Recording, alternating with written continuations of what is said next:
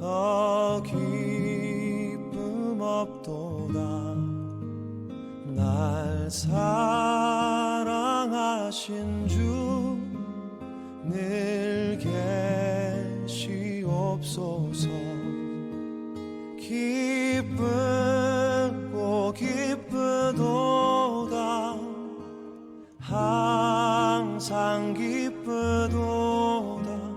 나 주께 왔사오니 복 주옵소서.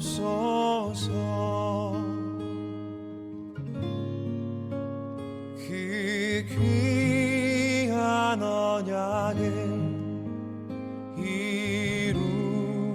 이루어 주시고 주 명령 따를 때 늘 계시옵소서. 기쁘고 기쁘도다. 항상 기쁘도다. 나 주께 왔사오니 복 주옵소서.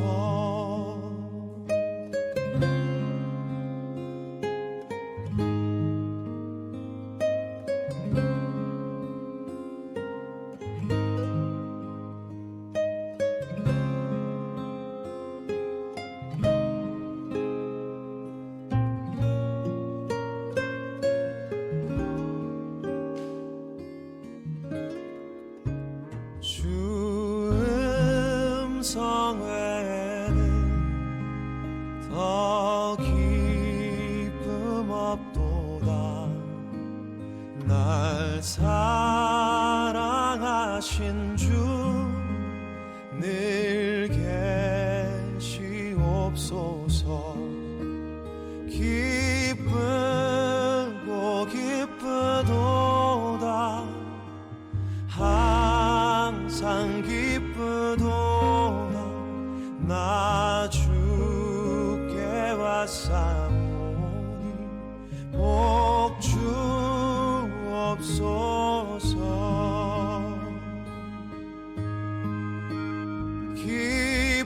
기쁘고 기쁘도다. 항상 기쁘도다. 나 주께 왔사오니 복 주옵소서.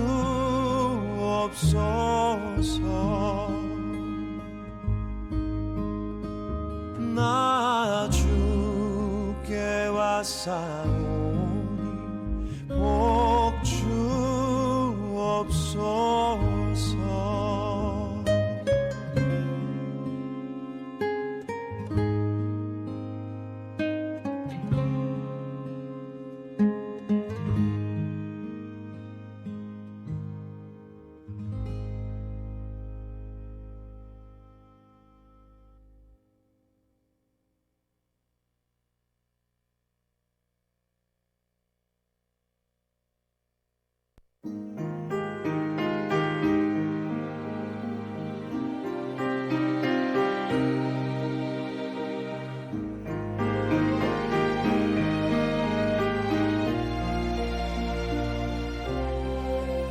나의 갈 길 다가도록 예수 인도하시니 내 주 안에 있는 긍휼 어찌 의심하리요.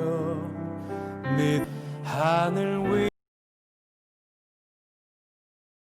위로 받겠네.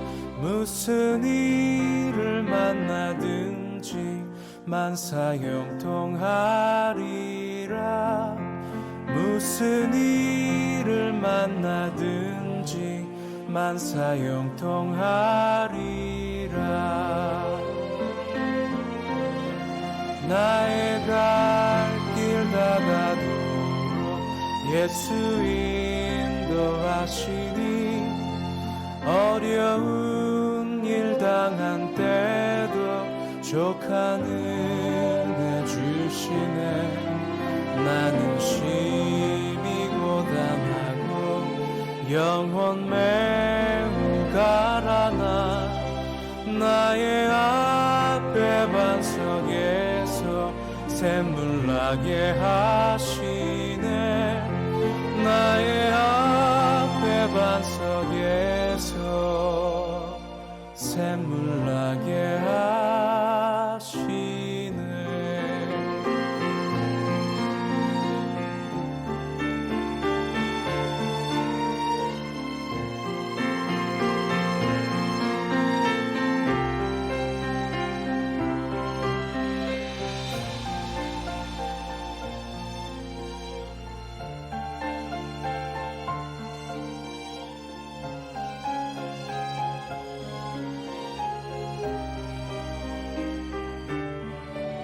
나의 갈 길 다가도록 예수 인도하시니 그의 사랑 어찌 큰지 말로 할 수 없도다 성령 감화 받은 영혼 하늘 날아갈 때에 영영 부를 나의 찬송 예수 인도하셨네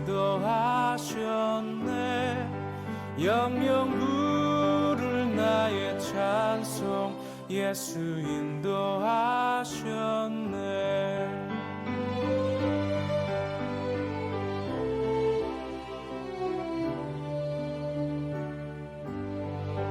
영영 부를 나의 찬송 예수 인도하셨네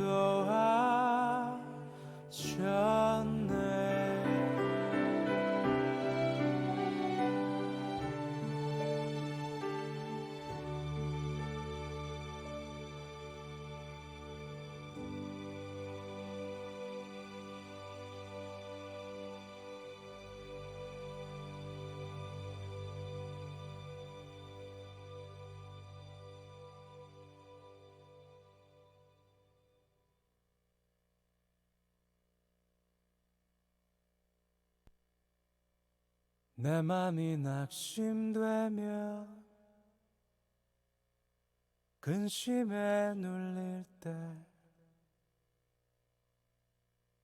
주께서 내게 오사 위로해 주시네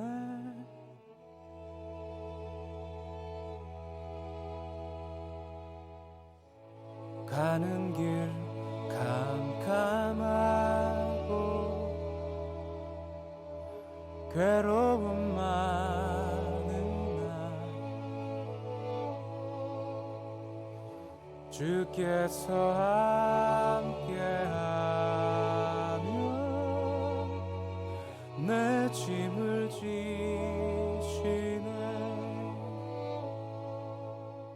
은혜가 내게 족하네 그 은혜가 족하네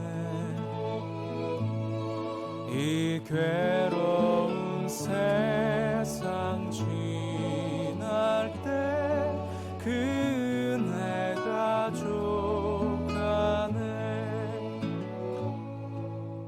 희망이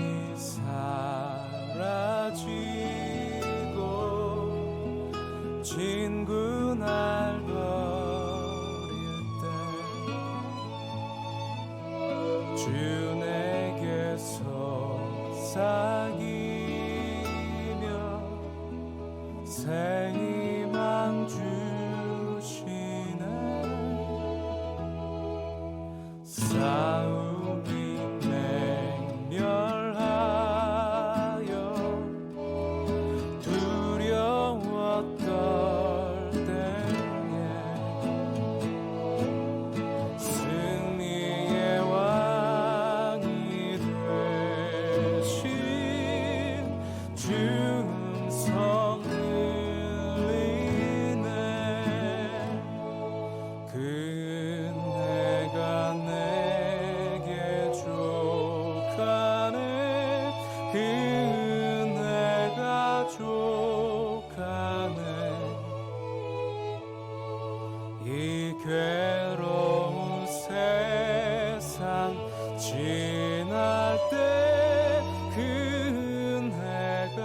줘가네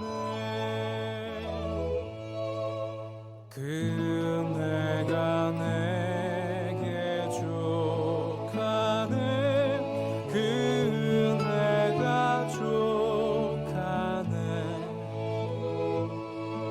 이 괴로운 세상 지날 때 그네가 줘가네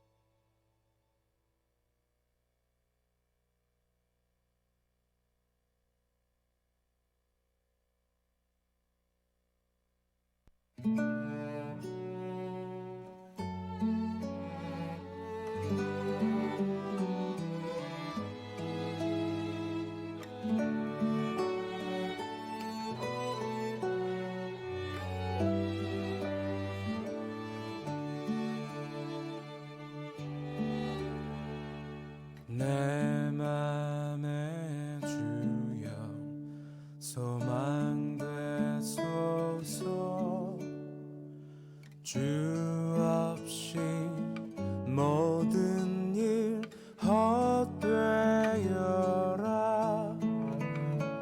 밤에나 낮에나 주님 생각 잘 때나 깰 때 함께 하소서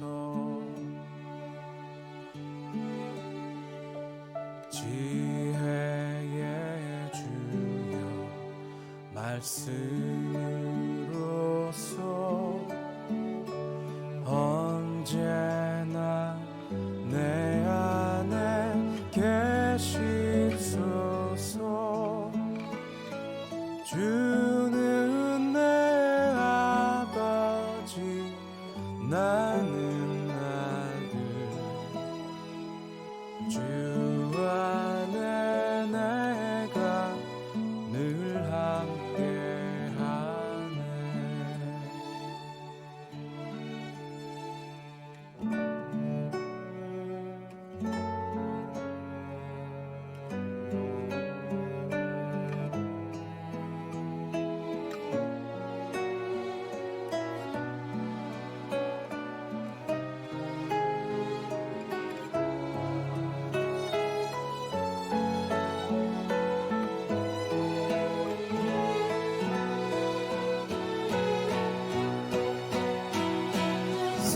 세상의 영광 안 보여도 언제나 주님은 나의 기억 주님만 내 맘에 계시오니 영원한 주님 참 귀하셔라 어떠한 고난이 닥쳐와도 만유의 주여 소망 되소서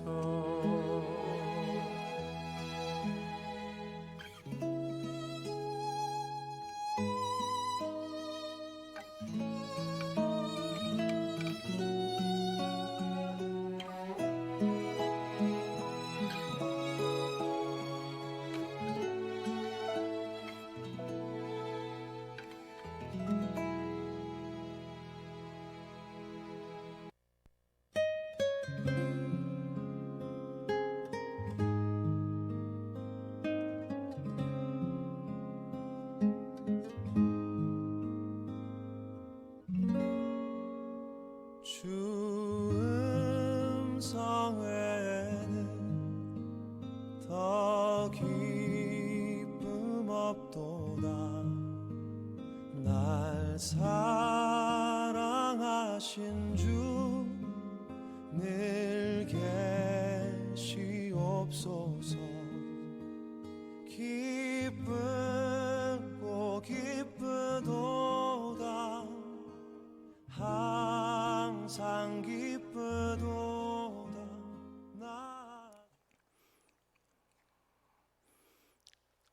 할렐루야.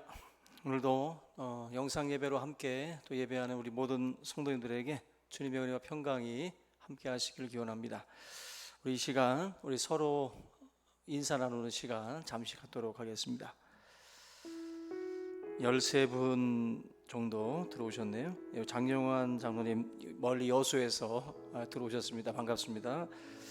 우리 최순봉 권사님, 나종수 장로님, 정병기 집사님, 김정자 권사님, 정은준 사님, 정경훈 권사님, 최강희 집사님, 정장심 집사님, 박지영 자매님, 최종숙 집사님, 최상분 집사님, 최성혜 집사님 반갑습니다. 우리 오늘도 이 수요 영상 예배를 통해서 하나님께서 주시는 은혜와 평강이 함께 하시기를 기원합니다. 우리 이 시간 함께 찬양으로 하나님 앞에 영광 돌리도록 하겠습니다. 우리 찬송가 405장입니다.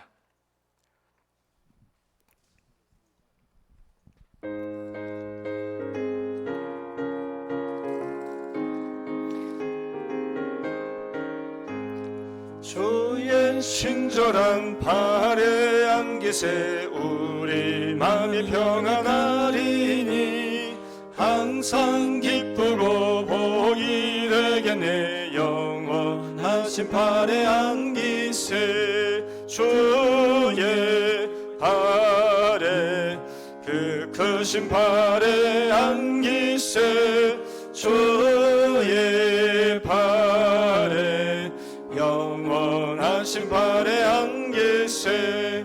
날이 갈수록 주의 사랑이 두루 광명하게 비치고 전성 가는 길 편히 가리니 영원하신 발에 안기세 주의 발에 그 크신 발에 안기세 주의 발에 영원하신 발에 안기세.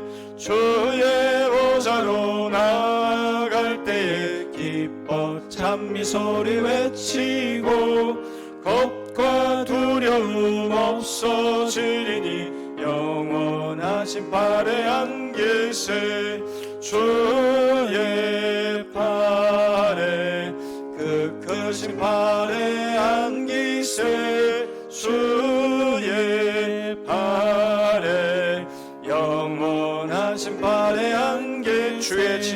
주의 친절한 발에 안기세 우리 마음이 평안하리니 항상 기쁘고 복이 되겠네. 영원하신 발에 안기세 주의 발에 그 크신 발에 안기세 주의 발에 영원하신 발에 안기세. 날이 갈수록 주의 사랑이 두루 광명하게 비치고 전성 가는 길 편히 가리니 영원하신 발에 안기세 주의 발에 그 크신 발에 안기세 주의 발에 영원하신 발에 안기세. 주의 보좌로 나아갈 때에 기뻐 찬미 소리 외치고 겁과 두려움 없어지리니 영원하신 발에 안기세 주의 발에 그 크신 발에 안기세 주의 발에 영원하신 발에 안기세. 할렐루야. 예, 우리 그 옆에 짠 고난 내 영혼 편히 쉴 곳과 우리 406장 찬양합니다.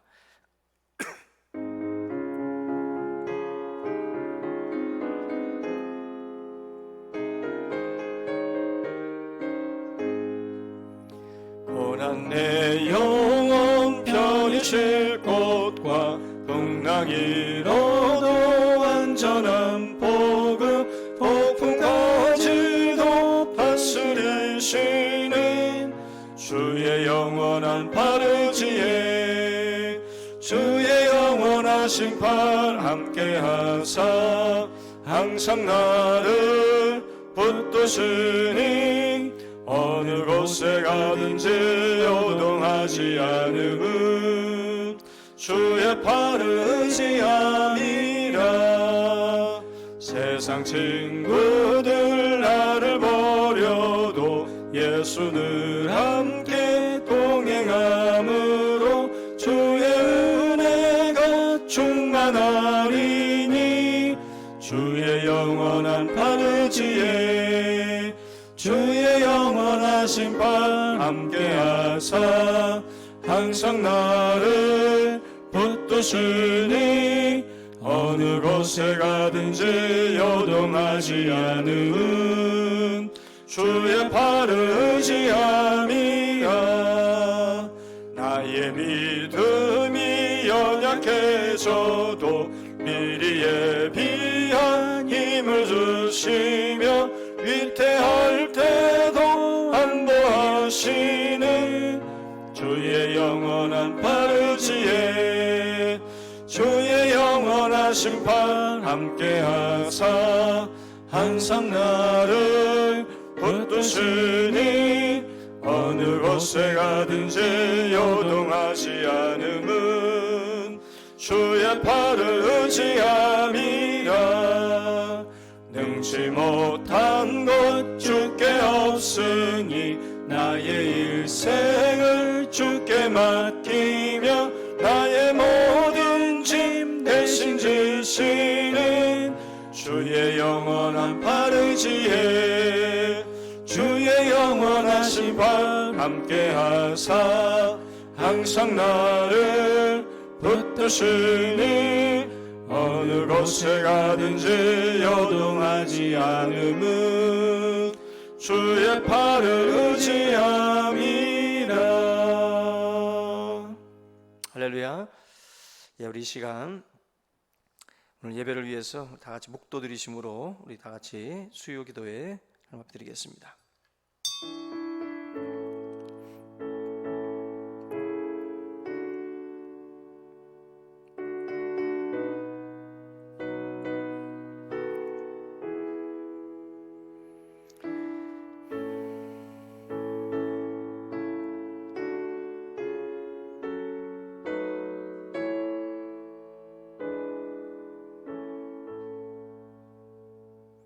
찬송과 영광을 받으시기에 합당하신 주님, 오늘도 하나님 앞에 또 예배하는 주의 성도들을 또 기억하여 주시고 오늘도 준비된 하나님 또 예배된 귀한 은혜를 각자의 또 하나님 심령마다 채워 주시기를 원합니다.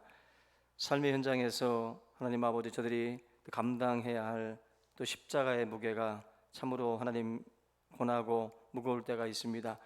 주님께서 저들 각자에게 성령의 충만함을 허락하여 주시고 이 모든 무게를 또 지고 가기에 부족함이 없도록 은혜 위에 은혜를 더하여 주시기를 간절히 바라옵고 원하옵나이다. 아버지 하나님께서 우리를 하나님의 일꾼으로 또한 불러 세워주시고 또 주의 몸된 교회를 섬기라고 말씀하신 주님, 이 재단 가운데 우리를 또한 아버지 하나님 충성된 또 일꾼으로 세워주셨사오니 하나님의 그 귀한 부름 앞에 충성하며 또 주의 사명들을 또 끝까지 감당해 나갈 수 있도록 인도하여 주시기를 원합니다.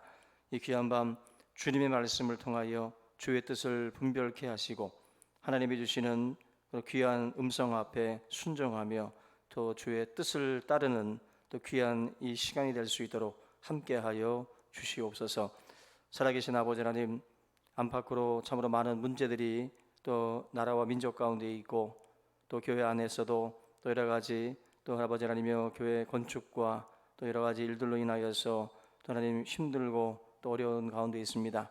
이 일들을 감당하는 또 주의 성도들 가운데에 두 은혜를 허락하여 주시고 이 모든 아버지 하나님께서 주시는 그 사명들을 우리가 달게 치고 걸어갈 수 있게 하시고 하나님께서 우리를 시험하시며 또 우리를 또한 아버지 하나님께서 이 풀물 가운데서 연단하실 때에 또 우리 각자가 또 정금과 같이 더욱 하나님 순전한 모습으로 또 하나님 나아올 수 있도록 인도해 주시옵소서.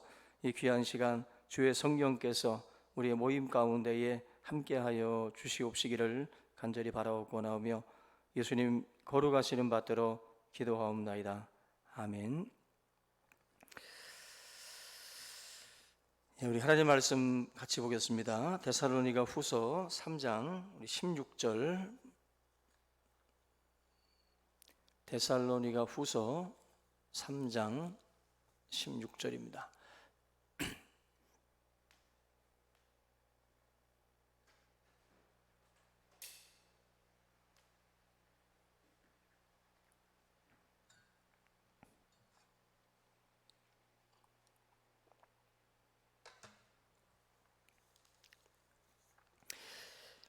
우리 16절부터 18절 같이 봉독합니다. 시작.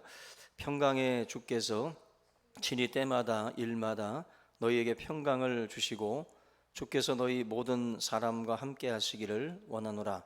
나 바울은 친필로 문안하노니 이는 편지마다 표시로서 이렇게 쓰노라. 우리 주 예수 그리스도의 은혜가 너희 무리에게 있을지어다. 아멘. 예, 오늘도 이 데살로니가 후서 3장 16절로 18절 말씀으로 주가 친히 주시는 평강이라는 제목으로 하나님 말씀 나누겠습니다. 오늘 이제 데살로니가 후서 마지막 시간인데요. 오늘 이 강의를 통해서 이제 데살로니가 전서와 후서를 이제 마무리를 짓도록 하겠습니다. 죽음을 앞둔 그 사람들의 마지막 가는 모습과 마지막 그들의 말, 유언들은 그 사람이 살아온 일생들을 요약하는 그런 거울이라고들 흔히들 말씀들을 합니다. 그 사람이 어떻게 살았고 또 그 사람이 무엇을 주로 생각하며 살아왔는가, 그 사람의 마지막 떠나는 모습 그리고 마지막 말 속에 그 모든 것들이 다 함축되어 있다. 음악 천재 베토벤이 1827년에 죽음을 앞두고 했던 마지막 말이 천국에서는 소리를 들을 수 있겠지라는 말을 마지막으로 남기고 떠났다고 그래요. 아마 베토벤도 마지막까지 귀가 들리지 않았으니까 인생의 마지막도 여기에 관심을 갖고 있었던 것으로 보여지는데, 니체라는 신은 죽었다라고 외쳤던 니체도 죽을 때 그런 말을 했다고 합니다. 매독에 걸려서 죽을 때 나는 신이다. 다만 변장하고 있을 뿐이다. 뭐 여러 가지 말들은 있지만 끝까지 신을 거부하고 살다가 마지막 순간까지도 그 소신이죠.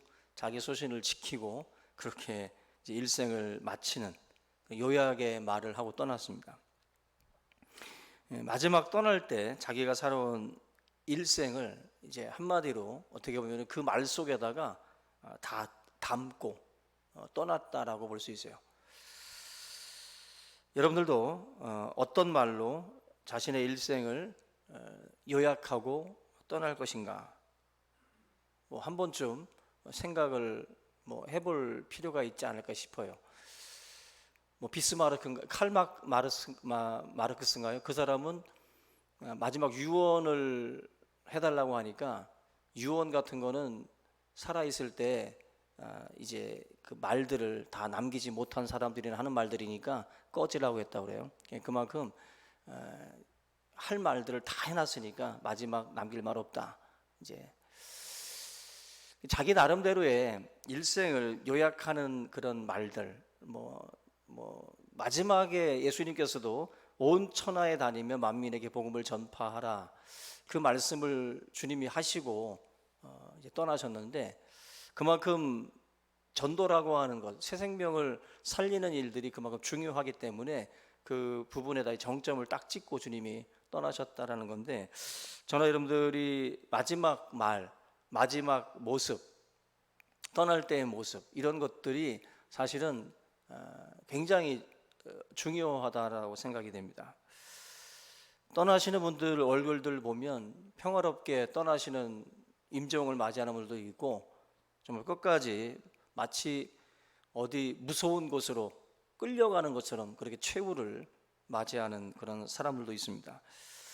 오늘 이 사도 바울이 이 편지의 말미에 이제 마무리를 이제 하고 있는데, 이 마무리 편지 그 글 속에 사도 바울이 담고 싶었던 그 핵심이 평화와 은혜, 평화와 은혜가 이 데살로니가 교회 가운데에 있기를 갈망하면서 이 편지 글을 마무리를 하고 있어요. 근데 참 특이한 게 뭐냐면 17절 잠깐 보시면 뭐라고 써 있냐면, 나 바울은 친필로 문안하노니 이런 편지마다 표시로서 이렇게 쓰노라. 지금 이 내용을 보시면 친필로 썼다고 하면서 데살로니가 전 후서를 표시로서 이렇게 썼다라고 그랬어요. 그러니까 보통 여러분들 기억해야 될 게, 사도 바울은 눈이 나빠가지고 뭐 갈라디아서도 그렇고 로마서도 그렇고 거의 다 대필했습니다. 대필 다 다른 사람들이 썼어요. 그리고 마지막 말미에 인사의 글들 같은 정도만 사도 바울이 뭐 큰 글씨로 썼노라 뭐 이렇게 뭐 쓰기도 해가지고, 바울이 쓴 거는 말미에 자기 친필로 쓴 거는 마지막 인사 정도. 그리고 지금 17절 말씀 보면은 이 데살로니가 후서 같은 경우는 표시를 남겼다라고 지금 하고 있어요. 이게 지금 흔히들 사인이라고 그러죠. 사도 바울이 가지고 있는 어떤 사도 바울만의 어떤 사인, 그거를 남겨놔서 그들에게 이제 나중에 확인시킬 수 있는, 대조했을 때 바울의 편지라는 것을 분명히 하기 위해서 시그니처라고 하는 이 부분을 딱 남긴 거예요. 근데 이거를 왜 남겼는지를 이제 우리가 추측을 해보면, 지금 이 데살로니가 전서 후서에 보면은 이제 그 재림신앙, 종말론을 부르짖는 이제 거짓 사도들이 있었기 때문에, 이 사람들이 바울의 입을 빌려왔다든지 또 바울의 편지라는 등 이렇게 사람들을 기만하는 일들이 있었기 때문에, 바울이 편지를 쓴 적도 없고 바울이 말한 적도 없는데 바울이 했다라는 식으로다가 이야기들을 하는 경우들이 많았기 때문에, 사도 바울의 어떤 분명한 뜻을 담아놓은 이 편지에다가 자기 사인을 확실하게 찍어 놓은 거예요. 그래서 절대로 엉터리 말에 넘어가지 말고 나의 분명한 뜻은 이 편지 속에 담아놨으니까 일하기 싫거든 먹지도 말고 게으르지 말고 정신 차리고 주님 앞에 성실하게 생활하라, 뭐 그런 의도로 지금 사도 바울이 이 편지에다가 확실한 표시를 남겨놨다라는 겁니다. 그만큼 뭐 요즘에도 뭐 이렇게 어떤 서명이라든지 뭐 인감도장 이런 것들을 이제 도용해 가지고 사기를 치는 사람들이 있는 것처럼, 당시에도 바울의 이름으로 이제 보통 이제 그 정경이 있고 위경이 있어요. 이제 우리가 흔히들 성경이라고 생각하는 것을 이제 정경이라고 말을 하는데, 위경은 뭐냐면 거짓된 성경이라고 해가지고 베드로 편지라고 돼 있긴 한데 잘 찾아보면은 이게 베드로가 썼다라고 볼 수 없는데 베드로라는 이름을 이제 차용해 버린 거예요. 이런 식으로 써 있는 그러한 그 위경들이 상당히 있습니다. 그런 것들을 이제 분별해내는 작업들도 필요한데, 이제 사도 바울이 지금 이렇게 직접적인 사인까지 해가면서 당시 데살로니가 교회가 혼돈 속에 있었기 때문에 이 부분을 정확히 해주기 위해서 직접 표시를 남겼다라고 말을 하고 있는 거예요. 계속해서 이제 16절, 이제 18절 이제 내용을 이제 좀 살펴보면 은혜와 평강이 데살로니가 교회에 있기를 이제 바울이 갈망을 하고 있는데, 은혜와 평강이라는 것은 어떤 사람이 주는 게 아니라 하나님께서 공급하시는 겁니다. 위로부터 부어지는 것인데 뿌리가 하늘로부터, 하나님으로부터 부여되어지는 것들입니다.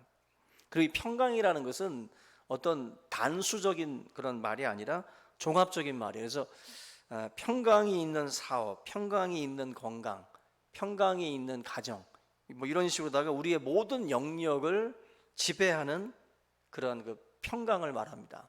그러니까 어떤 그 한 부분만이 아니라 모든 전 영역에 있어서 우리가 평강하다라는 거죠. 평강하다.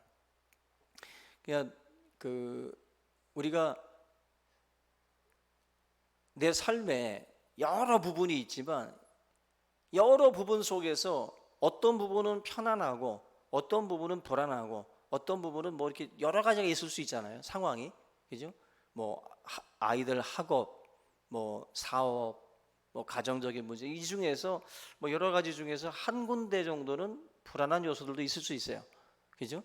근데 평강이라는 건 뭐냐면은 이거 전체적인 게 다 그냥 잘 돼야 평강이 아니라 우리의 삶의 전체적인 영역이 뭔가 좀 불균형이 있고 어려움이 있어도 전체적인 영역에서의 어떤 그 마음의 평강을 말하는 거예요. 이거는 단순히 그 문제 자체가 해결됐기 때문에 찾아오는 그런 편안함을 의미하는 게 아니라, 문제 자체가 남아 있고 존재하는 그 상황 속에서 우리들의 마음 가운데 찾아오는 그런 상태입니다. 그게 바로 평강이에요. 평강. 그걸 지금 사도 바울이 말을 하고 있습니다. 여기 16절을 보시면 우리가 유심히 봐야 될 단어가 평강의 주께서 친히 때마다 일마다 너희에게 평강을 주시고, 여기서 보면 친히라는 말은 친히, 평강의 주께서 친히 평강을 주신다. 때마다 일마다 너에게 평강을 주신다라는 말이 있는데, 이 말씀을 가만히 보시면 결국 평강이라는 것이 있는데 주님이 친히 주시는 평강이 있어요. 뭔가 그 평강들 가운데에도 구분되어진다라는 거예요. 주님이 주시는 평강이 있는데 이걸 우리가 명확하게 보시려면 요한복음 14장 27절을 한번 찾아봐야 됩니다. 요한복음 14장 27절에 보면은 이렇게 말씀합니다. 나의 평안을 너에게 주노라. 내가 너에게 주는 것은 세상에 주는 것 같이 아니하니라. 그러니까 세상에 주는 평안이 있고 주님이 주시는 평안이 있다. 이게 평안을 지금 세상 사람들도 이야기를 하고 있잖아요. 주님이 주시는 평안이 있고 세상 사람들이 추구하고 생각하는 평안이 있는데 구분을 우리가 할 줄 알아야 됩니다.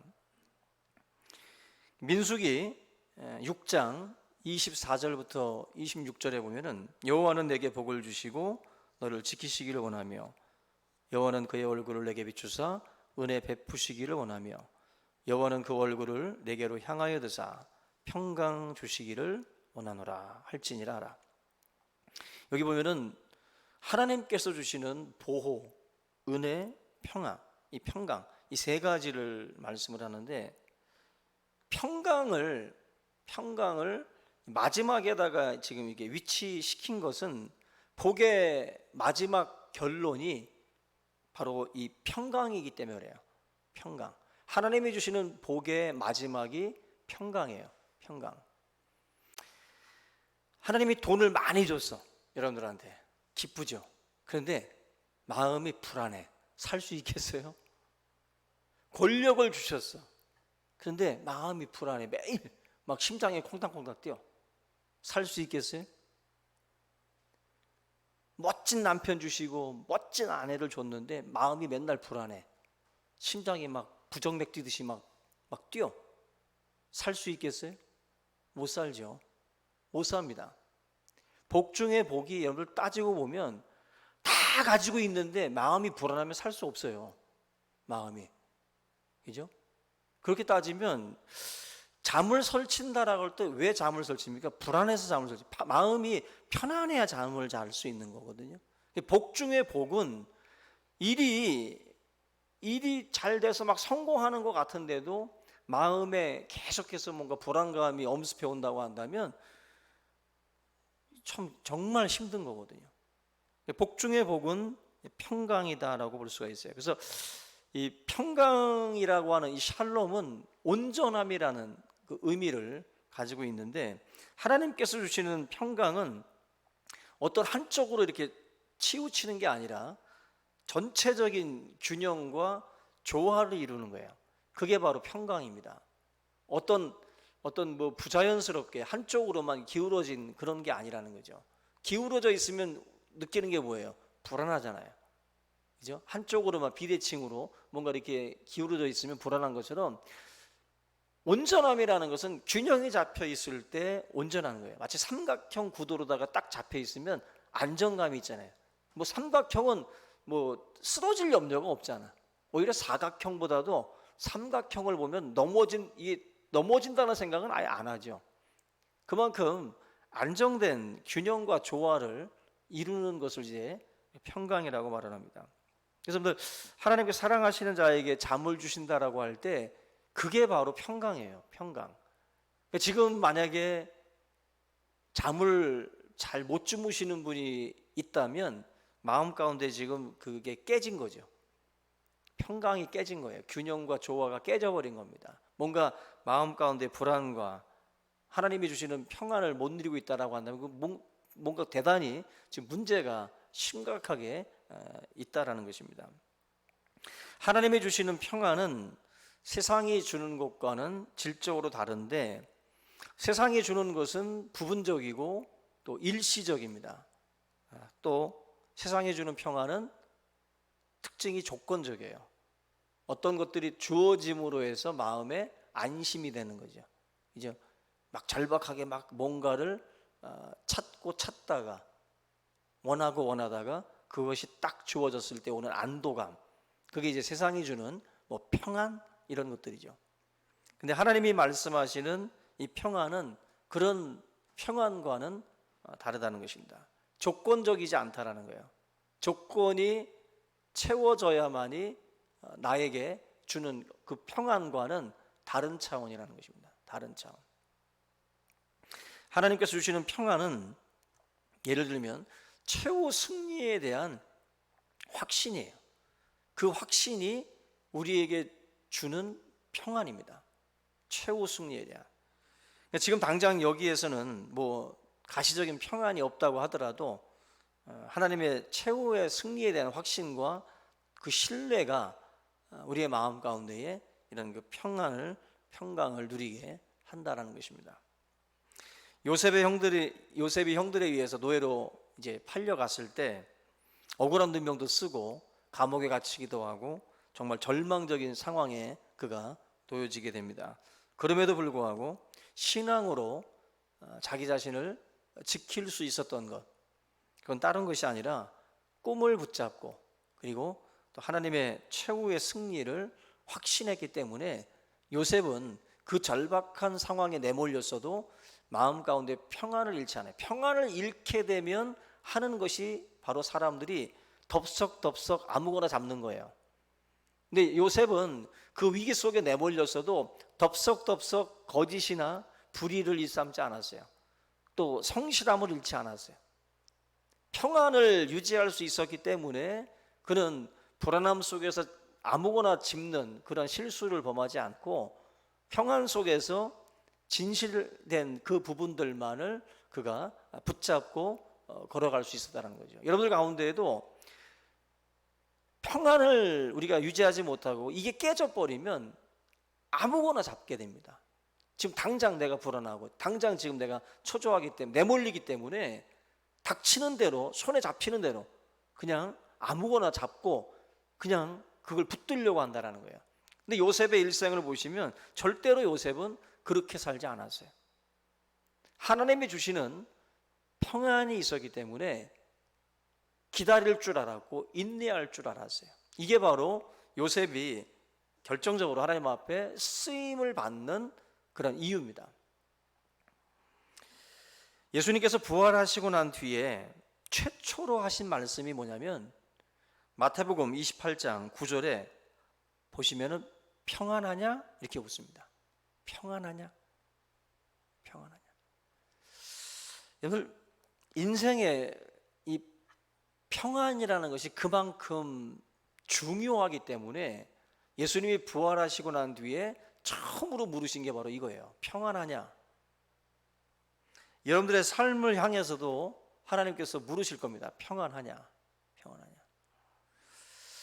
요한복음 14장, 아까 우리가 같이 읽었던 14장 27절에 보시면, 다시 보시면 평안을 너희에게 끼치노니 곧 나의 평안을 너희에게 주노라.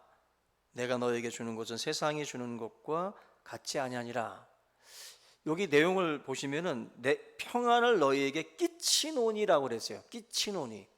이 끼친다라는 말이 원어에 보면은 물을 골고루 뿌려준다는 뜻이에요. 물을 골고루 뿌려준다. 끼친다. 그러니까 우리가 화분에다가 뭐 이렇게 물 좀 줘라 그럴 때 귀찮으니까 그냥 바가지로다 퍼가지고 확 줘버릴 경우가 있는데, 이렇게 바가지로 확 주는 것 같다고 조로에다가 물 담아가지고 이렇게 쫙 골고루 이렇게 살살 뿌리는 거라고 벌써 이게 자라나는 뽐새가 틀리고, 그죠? 그 키우는 정성이 벌써 다르잖아요. 누가 봐도 이 조로로가 가지고 이렇게 살살 뿌려서 이게 키우는 분 이 모습을 봐도 참 정성껏 키우신다라는 느낌이 들죠. 근데 성경을 보시면 이게 참 은혜로운 게 평안을 너에게 끼친다라는 이 말씀이 그런 뜻이에요. 그러니까 예수님께서 우리에게 평안을 주시는데 사랑하는 마음으로 우리에게 평안을 주시되 조로에다가 이렇게 물을 담아서 이렇게 뿌리듯이 평안의 물을 우리의 영혼에, 우리의 삶에 골고루 하나님이 뿌려주시는 거예요.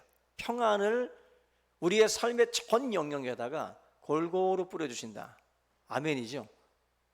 그림을 여러분들이 상상을 하셔야 돼요. 내 삶의 영역에다가 하나님이 조로에다가 평안의 물을 담고 골고루 뿌려주신다는 느낌을 받으셔야 돼요. 어떻게 적셔집니까? 느낌이 와요? 그 느낌이 오셔야 돼. 그 평안을 하나님께서 이렇게 골고루 뿌려주시면 내 삶의 모든 영역에 있어서 하나님의 평안이 깃든다라는 거죠. 그게 바로 주님이 주시는 평안이에요. 그래서 이거를, 그런 게 어딨냐? 바울이 있잖아요. 바울의 인생에 평안한 날이 있었습니까? 우리가 지난 주일날 봤지만 태장으로 맞고 40에 하나 감암에 맞고 강의 위험, 바다의 위험, 강도의 위험, 예? 얼마나 많은 불안 요소들이 많습니까? 그죠? 근데 감옥에서 갇혀 있어도 항상 기뻐하라, 뭐 쉬지 말고 기도하라, 뭐 이런 소리나 하고 있잖아요, 바울이. 예? 마음의 평안이 깨졌다면 벌써 깨졌을 사람이 바로 사도 바울이에요. 삶의 영역 어느 부분에 지금 뭐 못 먹고 굶주리고 헐벗고 굶주렸다고 하는 것이 사도 바울의 그 말씀인데, 이런 부분에서 참 문제가 있지 않나 싶습니다. 우리 여러분들의 삶에 하나님께서 주시는 그러한 그 평안을 통해서 우리 여러분들이 불안해하지 말고 하나님의 평강 가운데에 거할 수 있기를 주님의 이름으로 축원합니다. 지금 그 천이무봉이라고 하는 그러한 말이 있습니다. 그 천이무봉이 무슨 뜻이냐면은 하늘의 옷은 꿰맨 자국이 없다라는 거예요. 그냥 어떻게 보면 완벽하고 완전하다라고 하는 의미를 우리가 담고 있는데, 우리가 하나님께서 주시는 평안과 세상이 주는 평안의 차이점을 우리가 예를 든다면 마치 그런 거예요. 인간이 만든 옷들은 다 꿰맨 자국들이 있습니다. 그러나 하나님이 만드신 옷은 꿰맨 자국이 없는 것처럼 인간이 만드는 평안은 조건적이고 일시적이에요. 부분적이고. 그러나 하나님께서 우리들에게 주시는 그 평안, 그것은 정말 세상이 주는 평안과는 다른데, 그것이 바로 사도 바울이라고 하는 인생이 우리에게 보여줬던 삶의 모습 속에 담겨져 있다는 것입니다.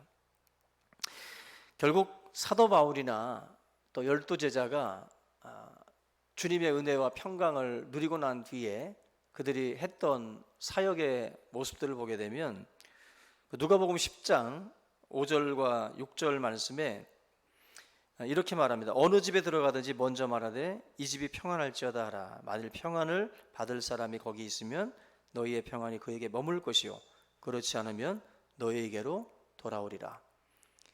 결국 우리들이 해야 되는 사역 중에 하나가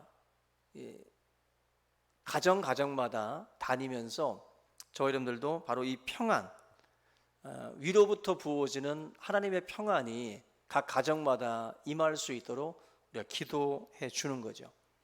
그걸 통해서 하나님의 평안이 그 가정에 머문다. 받을 만한 그릇이 되면 그 가정에 머물 것이고, 그 가정이 받지 못하는 그릇이라면 평안을 빈 그 사람에게 그 빈 평안이 돌아올 것이다라는 거예요. 그런 면에서 여러분들 믿져야 본전입니다. 남의 집 가서 항상 평안을 비셔요. 또 누구를 만나든지 샬롬, 하나님의 평강이 그 사람 가운데 있도록 항상 기도하는 저와 여러분들이 될 수 있기를 주의 이름으로 부탁을 드립니다. 그 누가복음 12장에 보시면 그 세상의 사람들이 그 느끼는 그 평안에 대한 그 한 가지 예를 들고 있는데, 한 부자가 소출이 풍성하니까 그가 하는 말이 있습니다. 내 곡간을 헐고 더 크게 짓고 내 모든 곡식과 물건을 거기 쌓아두리라. 내가 내 영혼에게 이르되 여러 해 쓸 물건을 쌓아두었으니 평안히 쉬고 먹고 마시고 즐거워하자. 그러니까 이 사람이 지금 느끼고 있는 평안, 어디서 오고 있냐면은 창고를 크게 짓고 그 창고에다가 많은 것들을 쌓아놓고 쌓아둠을 통해서 뭔가 마음에 이제 안도가 되는 거예요. 평안이라는 것이 온 겁니다. 결국 이 평안은 어떻게 되면 뺏기냐면은 창고에 있었던 많은 것들을 만약에 누군가로부터 뺏기게 되면, 이걸 잃어버리게 되면 결국 이 평안도 같이 사라지는 거예요. 결국 세상이 말하는 평안은 주어짐을 통해서, 뭔가 채워짐을 통해서 얻어지는 평안이라는 것입니다. 근데 우리가 잘 알고 있는 그 하박국의 이야기를 보면 무화과 나뭇잎이 마르고 포도 열매가 없고, 그죠? 논밭에 식물이 없고 외양간에 소가 없어도 난 여호와로 즐거워하겠다. 이게 뭡니까? 조건적이지 않은 거예요. 어떤 조건이 주어졌을 때 내가 평화롭고 어떤 조건이 주어졌을 때 내가 기쁜 게 아니라 그 조건에 상관없이 여호와로 인하여 기뻐하고 즐거워하는 것, 바로 이게 평강이고 이 평안이에요. 하박국은 그 평강의 삶을 누리고 있었다. 저와 여러분들의 삶을 위해서 저도 복받기를 원하고 잘 살기를 원합니다. 그래야 건축 공부도 많이 하니까. 그런데 무화과 나뭇잎이 마르고 포도 열매가 없어도 우리는 우리의 평강이 깨지면 안 된다는 거죠. 예수님을 믿는 사람들이라면 그 평강을 잃어서는 안 돼요. 우리에게 필요한 은혜가 바로 그거예요. 그 은혜가 우리 가운데 있어야만이 우린 정말 제대로 된 믿음 생활을 하고 있는 겁니다. 고래등 같은 집을 가지고 살면서도 평안이 깨져 있고, 엄청난 권력을 쥐고 있으면서도 평안이 깨져 있고, 이 모든 것들을 다 부러워하는 그 여건 속에 있으면서도 평안이 깨져 있다면 그건 지금 그리스도인으로서 아무런 은혜의 삶을 살고 있지 않음을 보여주는 거예요. 우리 여러분들의 삶이 정말 평강 가운데 있기를 바랍니다. 하박국처럼 없이 살아도, 부족해도, 빼앗겼어도, 잃었어도 하나님이 주시는 기쁨과 이 평강을, 그것마저 뺏기지 않기를 주님의 이름으로 축원합니다. 그것마저 뺏기면 우리처럼 불쌍한 사람이 없는 거예요. 예수 그리스도를 믿는 사람들이라면 그 기쁨과 그 평강을 끝까지 붙들고 승리할 수 있기를 주의 이름으로 부탁을 드립니다. 중국에 가면 짝퉁이 워낙 많이들 득세를 하는데, 중국 여행하신 분들 얘기를 들어보면은 그 버스를 타고 가다 보면은 뭐 이렇게 물건들을 파는 분들이 많은데, 그 중에 이제 진주 목걸이를 파는 분들이 있대요. 근데 뭐 저건 가짜 하면서 내게 진짜 어눌한 한국말로다 팔면서 뭐 이건 진짜라고 하면서 10,000원에 한 개 하면서 진짜 하다가 내릴 때쯤 되면 3개에 10,000원 하면서 또 이제 판다고 그래요. 근데 대부분이 우리나라도 뭐 다 알고 있는 것처럼 다 가짜라는 거죠. 거의 다가 가짜인데, 진짜 진주를 구분하는 방법 중에 하나가 뭐냐면, 진짜와 진짜끼리 이렇게 비벼보면 진짜는 가루들이 떨어진대요. 가루들이. 그런데 가짜들은 이 가루가 떨어지지 않는답니다. 그리고 가짜와 진짜를 비교해보면 오히려 가짜가 더 광택이 나고 더 반짝거린대요. 오히려 진짜가 더 광택이 덜하다는 말들을 많이 합니다. 우리가 냉정하게 이렇게 세상 사람들한테 주님이 말씀하시는 평안이라는 것과 세상이 말하는 평안을 이렇게 둘을 놓고 비교해 보면 광택이 어디가 더 나냐면은 세상의 평안이 더 광택이 나요. 그러니까 한마디로 주어진 조건 속에서 주어지는 평안, 보통 일반 세상 사람들이 원하는 그 평안의 그 색깔이 더 광채가 나고 더 화려해 보여요. 그래서 그게 진짜라고 생각들을 많이 한다라는 거예요. 그리고 그걸 원하고 있어요. 근데 실제적으로 진짜 진주가 광택이 덜한 것처럼 세상이 주려고 하는, 세상이 우리에게 준다는 그 평안은 정말 화려해 보이지만 참된 평안은 아니다라는 거죠. 지금 우리가 갖지 못했기 때문에 부러워하고 있는 연예인들의 그 화려한 삶도 보면 저 사람들이 갖고 있는 빌딩, 인기와 돈, 저거 다 주어지면 부러울 거 없을 것 같은데, 참 그 많은 것들을 누리다가도, 그죠? 마릴린 먼로도 자살하고, 우리가 아는 수많은 연예인들, 그 화려한 연예인들이 그 자살하고 그 평안을 잃고 생을 마감하는 이야기들을 너무나도 많이 보거든요. 정상을 달리던 사람들이 도대체 왜 저런 선택을 했을까? 마음에 평안이 없었던 거예요. 화려한데 광택이 나긴 하는데 참된 평안은 아니었다라는 거예요. 참된 평안은. 우리 여러분들이 정말 지금 추구하고 쫓고 있는 것이 만약에 세상의 평안이라면 나중에 그걸 쥐었을 때에도 부정맥이 뛸 수 있으세요. 그러니까 그거가 마치 진짜인 것처럼 추구해서는 안 돼요. 우리가 하나님 앞에 기도해야 될 게 뭐냐면, 하나님, 내 인생에 주님이 말씀하신 그 평강을 나에게 달라고 기도하셔야 돼요. 지금의 삶, 지금의 집, 지금 통장 잔액 속에서도 내가 평강할 수 있도록 하나님, 나에게 그 평강 달라고 그 기도하셔야 돼요. 그거 잃어버리면 안 된다는 거예요. 우리 여러분들의 삶에 하나님께서 정말 귀한 은혜와 평강을 통해서 우리 여러분들의 삶도 정말 누구보다도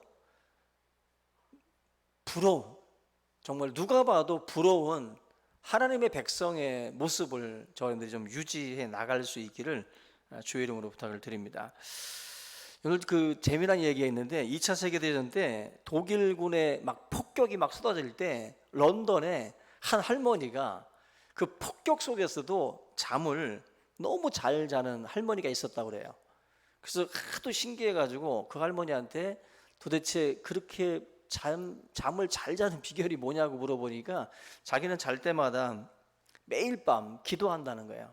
매일 밤 기도하면서 하나님께서 항상 지켜주신다는 확신이 있기 때문에 자기는 평안하게 잠을 잘 수 있다. 그래서 하는 말이, 하나님과 내가 둘 다 깨어 있을 필요가 있냐? 하나님만 깨어 있으면 되지. 이 할머니 대단하지 않습니까? 하나님만 깨어 있으면 되고 나는 푹 잔다는 거예요. 그런 평안, 이거는 누가 뭐 시킨다고 되는 게 아니라 확실한 믿음과 그리고 확신, 하나님에 대한 신뢰가 있을 때 이루어질 수 있는 평안이에요. 예수님이 그 배 가판 위에서 팔벽에 비고 주무시던 그 모습처럼 풍랑 속에서 그런 그 평안을 우리 가운데도 있어야 되겠죠. 너무나도 이 소중한 이 평안, 이 가장 첫 번째 기도 제목이 돼야 되는데 우리들은 보면 이거는 사실 뒤로 딱 보내버리고 지금 기도 제목들이 다 어떻게 보면은 붙잡아도 불안할 수 있는 것들만을 놓고 기도해요. 사실은 그게 주어진들 계속 부정맥은 뛸 텐데 그래도 그것만을 놓고 기도할 경우들이 많습니다. 가장 중요한 건 평안이에요. 평안. 하나님, 어떠한 상황에서도 내가 이것을 잃지 않기를 원합니다. 마음의 평안을. 그거 놓고 여러분들 사실은 기도 먼저 하셔야 돼요. 제가 마지막으로 한 가지 이야기를 하고 마치겠습니다. 존 피에르 폰트라는 분이 있는데 들어보신 분이 있나 모르겠는데, 존 피에르 폰트라는 분이 1800년대 말에 살았던 분입니다. 이분의 삶은 좋게 말하면 낮아짐의 연속이고 또 부정적으로 얘기하면 실패의 연속이었던 분이에요. 이분이 예일대학교를 졸업을 했는데 할아버지 덕분입니다. 할아버지가 예일대학교 그 창설을 도왔던 분 중에 한 분이었다고 그래요. 그래서 대학 재학 시절에 교육학을 전공을 해서 이제 졸업 후에 선생님이 됐는데 이분이 선생으로서 실패하게 됩니다. 학생들에게 너무 쉽게 대해 주었기 때문에 학생들이 굉장히 좀 만만히 본 것 같아요. 그래서 교육자로서는 실패를 경험을 해요. 그리고 이후에 법조계에서 훈련을 받고 법조인이 됩니다. 변호사로서 또 활동을 하게 되는데 여기서도 또 실패를 해요. 너무 고객들에게 잘해주고 또 무리한 요구까지 또 들어주려고 했고 또 정의의 편에 너무 서려고 했기 때문에 실패했다고 합니다. 그 다음에 변호사를 끝내고 비즈니스맨이 이제 되는데 여기도 이제 또 실패를 해요. 마음이 약해가지고 이익을 남기지 못했답니다. 마음이 약해서. 그리고 나서 이분이 또 시를 써요. 근데 로얄티도 받지 못했고 시인으로도 또 실패를 해요. 그 다음에 사회 경험을 쌓고 난 뒤에 이분이 이제 목사가 되기로 결심을 합니다. 그래서 하버드 대학 그 신학대학에 들어가게 돼요. 입학을 해서 이제 목사가 되게 되는데 이분이 당시에 핫 이슈였던 노예 해방을 이분이 또 이제 부르짖게 됩니다. 결국 노예 해방 부르짖다가 쫓겨나게 됩니다. 목사로도 또 실패를 하게 돼요. 그리고 나서 정치판에 들어가요. 근데 정치판에 들어가서도 또 이제 노예 해방을 주장하면서 주지사에 도전을 하게 되는데 여기서 또 고배를 마시게 됩니다. 정치인으로서도 또 실패를 경험을 한 거예요. 결국 남북전쟁, 미국의 남북전쟁 당시에 북군에 속해가지고 군목으로 활동을 하게 되는데 이때도 건강이 안 좋아가지고 군목 일을 제대로 감당을 하지 못했다고 합니다. 근데 마지막으로 이제 워싱턴 정부 안에서 사무직 일을 이제 하다가 그 일도 제대로 재미를 못 보고 몇 년 후에 세상을 떠나게 돼요. 이분의 묘비명에 시인, 목사, 철학자, 박애주의자라는 그 타이틀이 묘비명에 써 있다고 그래요. 어찌 보면 묘비명만 보면 그렇게 뭐 실패한 인생은 아닌 것처럼 보여집니다. 근데 이분의 삶의 면면을 보면은 교육자로서, 법조인으로서, 시인으로서, 정치인으로서, 목사로서 이게 뭔가 이게 실패의 인생을 걸어갔죠. 그런데 실패한 이유가 어찌 보면은 낮은 곳에 있는 자들을 돌아보고 챙기는 가운데에 쫓겨나고 또 잘리고 여러 가지 이런 어려움들을 겪은 인생이거든요. 그래서 누가 보면은 굉장히 실패한 인생처럼 보여진 것이 사실이에요. 근데 놀라운 반전이 뭐냐면 이렇게 처음부터 끝까지 계속해서 이렇게 실패의 연속이었던 이분이 그 한 노래를 작사 작곡을 하는데 12월 달에 가장 많이 불려지는 노래입니다. 바로 이 노래를 작사 작곡한 분인데 우리가 정말 즐겨 부르는 징글벨이에요. 흰 눈 사이로 썰매를 타고 달리는 기분 상쾌도 하다 종이 울려서 장단 맞추니 흥겨워서 소리 높여 노래 부른다. 헤이 여기 보세요. 이 노래 가만히 보면은 이게 지금 이 노래를 쓴 사람이 제가 앞에서 말씀을 드렸던 그 사람이라는 생각을 할 수 있어요, 없어요? 도저히 할 수 없지 않습니까?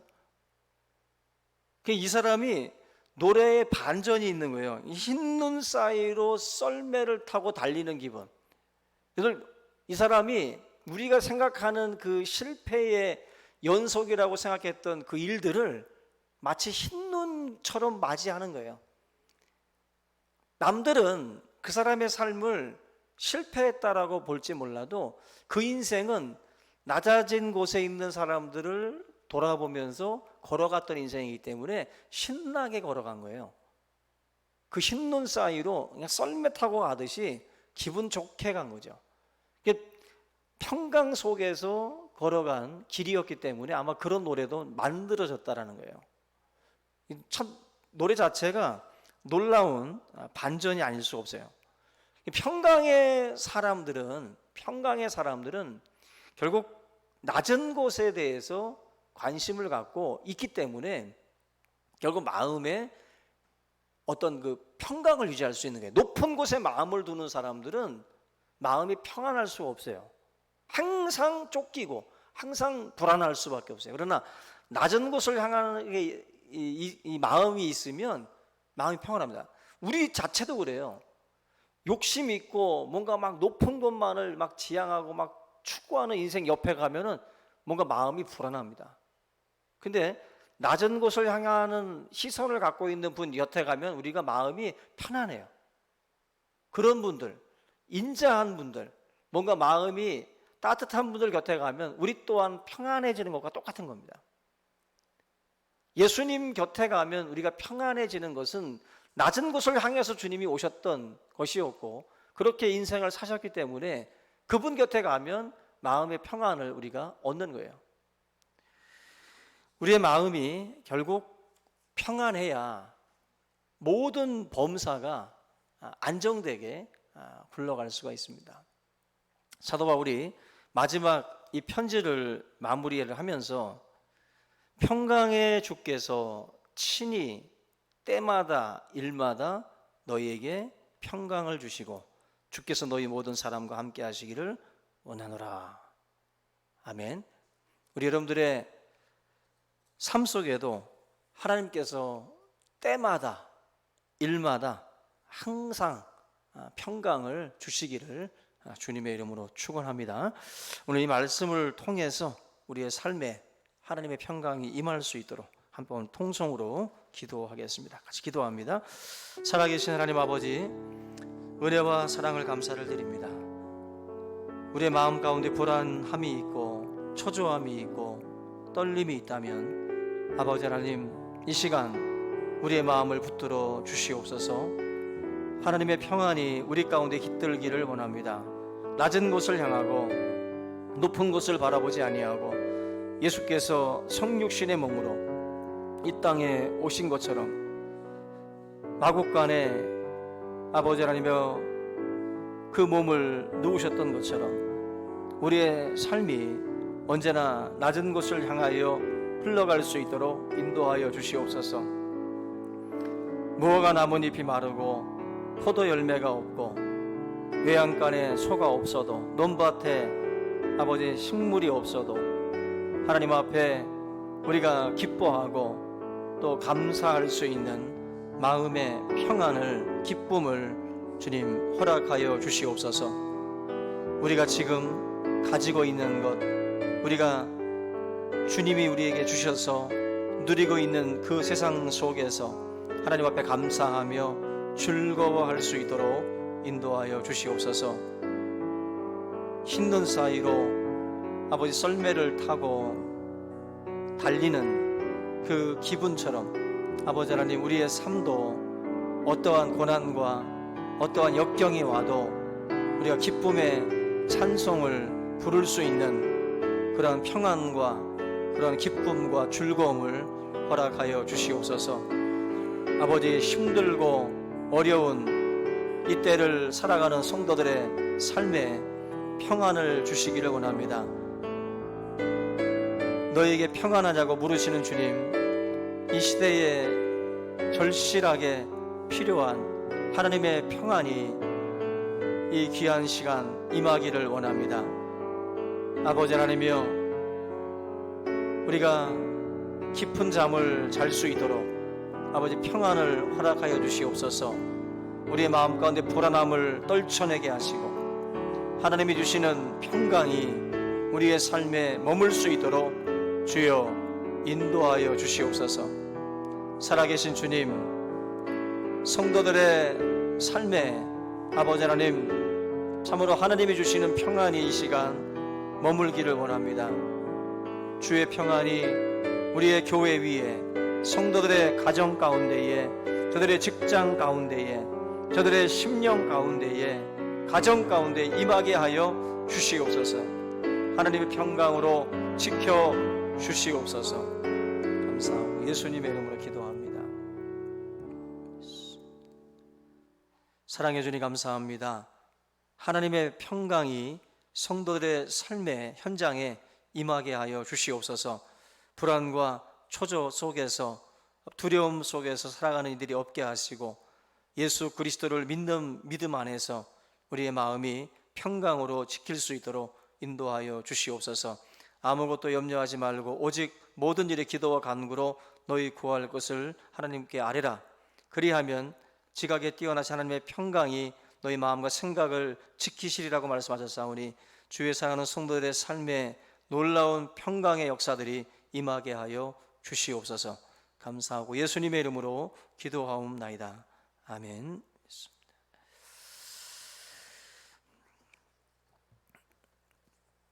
예, 우리 이 시간에 우리 함께 기도의 시간을 좀 갖겠습니다. 우리 이병사 목사님께서 현재 세브란스 병원에 입원해 계시는데 의식은 좀 돌아오신 상황이시고 또 호흡기도 떼시고 일반 병실로 옮겨져서 지금 현재 회복 중에 계십니다.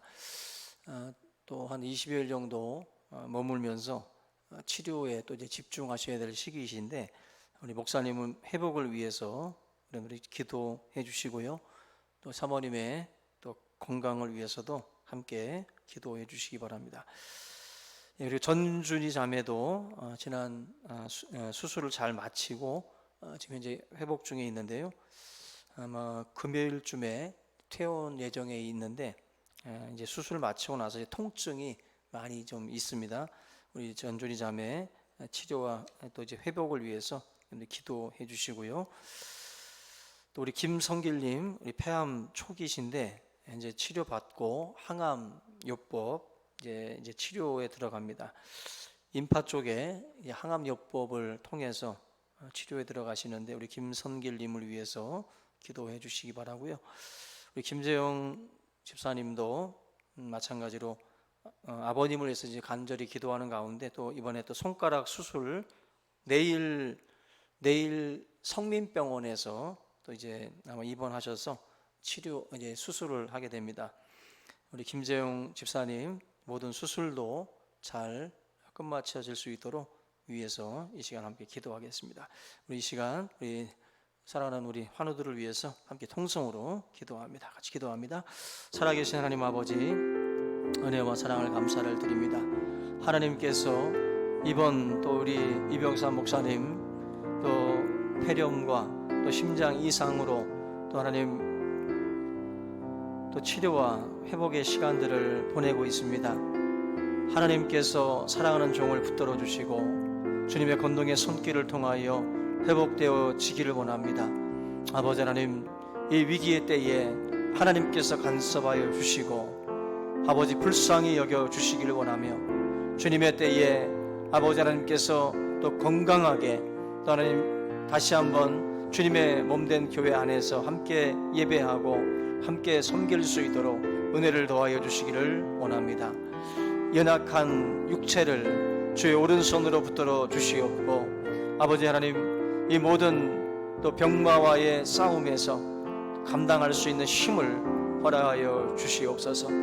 또 사모님의 건강도 붙들어 주시고 이 일을 위하여 간병하며 수고하시는 가운데 있습니다. 주님께서 연약한 또 하나 사모님의 심장도 그 건강도 주님 지켜주시고 이 일에 또 부족함이 없도록 하나님 함께하여 주시옵소서. 아버지 하나님, 또 우리 김성길님을 기억해 주시고 폐암 초기에 또 하나님 치료를 통해서 회복 중에 있습니다. 아버지 하나님께서 항암요법을 통해서 또 아버지 하나님이여 임파 쪽에 그 모든 암세포들이 전이되지 않도록 또 하나님 치료에 집중하고자 합니다. 주님 역사하여 주시고 귀한 가정들이 하나님 앞에 매달려 기도할 때에 이 모든 암세포들이 잠잠하게 하시고 또 아버지 하나님 소멸되게 하시고 깨끗하게 치료될 수 있도록 은혜를 더하여 주시옵소서. 아버지 마음 가운데에 평안을 주시옵소서. 마음 가운데 평강을 주시고 담대하게 이 일들을 이길 수 있게 하시고 주님 하나님이 주시는 은혜로 말미암아 승리할 수 있도록 역사하여 주시옵소서. 귀한 하나님의 은혜가 함께하기를 원합니다. 아버지 하나님, 또 우리 김재영 집사님 또 아버지 하나님께서 이 수술을 통해서 또 아버지 하나님 치료받고자 합니다. 주님 모든 또한 아버지 하나님께서 손가락 수술을 통해서 정상적인 작업과 활동이 가능하게 하시고 아버지 부작용이 없게 하시고 작은 부분 하나하나 하나님께서 실수하지 않고 하나님의 또한 섭리 속에서 이 모든 수술들이 잘 마무리될 수 있도록 인도하여 주시옵소서. 좋으신 우리 아버지 하나님 기도합니다. 아버지 하나님께서 역사하여 주시옵고 성령 안에서 회복의 은혜가 더해질 수 있도록 주님께서 은혜를 더하여 주시옵소서. 우리 또 전순이 하나님의 사랑하는 딸을 기억해 주시고 구두상골 수술을 마치고 회복하는 가운데 있습니다. 귀한 딸 하나님께서 건강한 모습으로 또 다시 만날 수 있게 하옵시고 아름다운 찬양과 율동으로 주님 앞에 영광을 돌렸던 아름다운 섬김을 기억하여 주시며 더욱더 건강한 모습으로 주님 앞에 아버지 하나님이여 더 나은 찬양과 율동으로 영광을 돌리게 하시고 아버지 하나님이여 어떠한 자리에서 무엇을 하든지 피곤치 않게 하시고 곤비치 않도록 그의 아버지 모든 몸을 붙들어 주시옵소서. 하나님께서 귀한 가정의 전사님과 귀한 전미수사님 가정 위에도 함께하여 주시고 모든 가족들 마음에도 하나님의 은혜와 평강으로 붙들어 주시옵소서. 이 모든 것 감사하고 예수님의 이름으로 기도합니다. 사랑해 주님 감사합니다. 우리 하나님의 믿음의 백성들을 위해서 우리가 함께 같은 믿음으로 기도합니다. 우리가 함께 아파하고 함께 내 문제와 같이 끌어안고 우리가 함께 기도할 때에 이 모든 기도가 역사하는 능력의 기도가 되어질 줄로 믿습니다. 각자의 처소에서 우리가 함께 같은 목적을 가지고 기도할 때에 하나님께서 놀랍게 역사하여 주실 줄로 믿습니다. 아버지 하나님, 우리 충신교회가 한 몸 공동체가 되게 하여 주시고 함께 울고 함께 웃을 수 있는 그런 믿음의 또 공동체로서 또 사랑의 공동체로서 하나님 붙들어 주시옵소서. 하나님, 이병사 목사님을 일으켜 주시고 또 김성일님을 치료해 주시고 또 우리 김재영 집사님을 또 하나님께서 모든 수술에서 또 하나님 회복해 하시며 또 우리 전준이 자매를 또 더욱더 건강하게 또 주님께서 일으켜 주실 줄로 믿습니다. 하나님께서 하나님의 사랑하는 또 자녀들에게 놀라운 기적 같은 역사로 말미암아 또 급속한 치료가 있게 하시고 놀라운 회복의 역사들이 또 간증의 역사가 있게 하여 주시옵소서. 감사하고 예수님의 이름으로 기도하옵나이다. 아멘. 우리 이 시간 주기도문으로 예배를 마치겠습니다. 하늘에 계신 우리 아버지여, 이름이 거룩히 여김을 받으시오며 나라 임하옵시며 뜻이 하늘에서 이룬 것 같이 땅에서도 이루어지이다. 오늘날 우리에게 일용할 양식을 주옵시고 우리가 우리에게 죄 지은 자를 사하여 준 것 같이 우리의 죄를 사하여 주옵시고 우리를 시험에 들게 하지 마옵시고 다만 악에서 구하옵소서. 대개 나라와 권세와 영광이 아버지께 영원히 있사옵나이다. 아멘.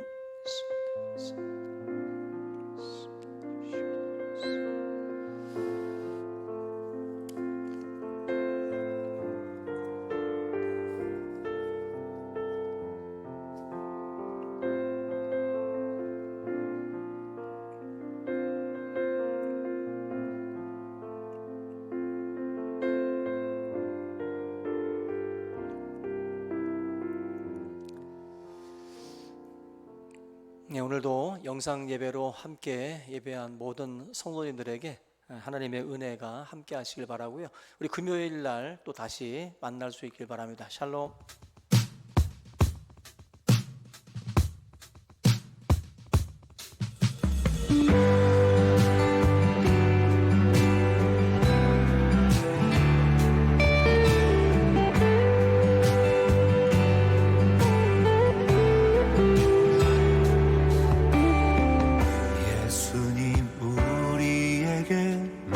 말씀하셨네. 너희는 무화과 비유를 배우라. 그 가지가 연하여 싹이 돋으면 여름이 가까운 줄 알리라.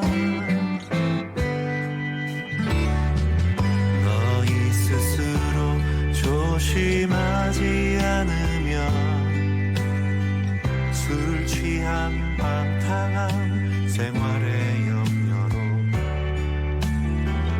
마음이 어두워져 그날이 덕과 같이 임하게 되리. 주님 곧 오시리. 주님 곧 오시리. 내 사랑하는 예수님 다시 오시리. 두려워 말아요. 두려워 말아요.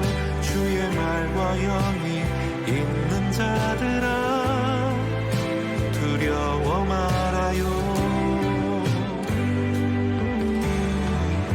예수님 우리에게 말씀하셨네. 너희는 무화과 비유를 배우라. 그 가지가 연하여 싹이 돋으면 여름이 가까운 줄 알리라. 주님 곧 오시리. 주님 곧 오시리. 내 사랑하는 예수님 다시 오시리. 두려워 말아요. 두려워 말아요. 주의 말과 영이 있는 자들